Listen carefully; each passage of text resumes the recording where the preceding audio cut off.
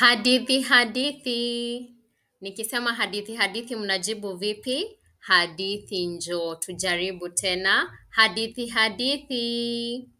Vizuri, karibuni katika Jifunze Kiswahili na Bi Mercy wanafunzi. Leo tunasoma hadithi kuhusu Simba na Sungura. Na najua kama hujui Simba ni nani, unamuona kwenye picha, na Sungura pia unamuona kama amekalia Simba. Mko tayari kusikia hadithi? Haya basi. Simba mrefu alikuwa akitembea msituni. A tall lion was walking in the forest.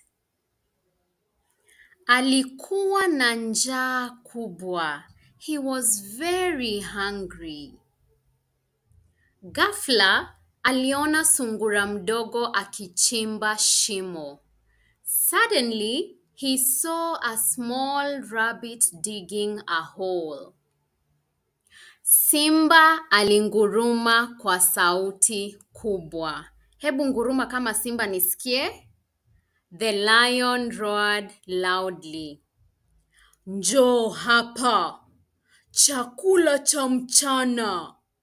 Come here. Lunch. Sungura mjanja hakuogopa. The clever rabbit wasn't scared. Hapana Simba, shimo hili ni ndogo sana kwako. No lion, this hole is too small for you. Simba aliangalia shimo. The lion looked at the hole. Ni kweli? That's true.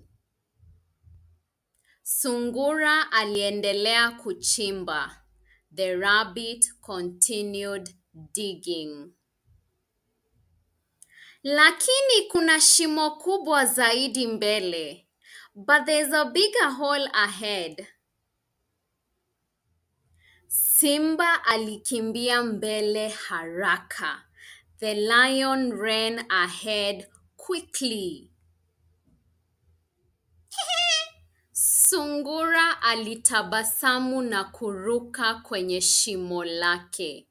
The rabbit smiled and jumped into his own hole. Simba alitafuta shimo kubwa lakini hakupata chochote. The lion searched for the big hole but found nothing. Aliondoka njaa akijifunza somo. He left hungry, having learned a lesson. What do you think the lion learned? Unafikiria Simba alijifunza somo lipi? Niandikie hapo chini ili nione kama umeelewa hadithi ya leo. Na kama umefurahia hii hadithi, nionyeshe ama uniandikie hapo chini ya kwamba umefurahia hii hadithi na uniambie kile ambacho kimekufurahisha. Kwaheri ya kuonana. Yay!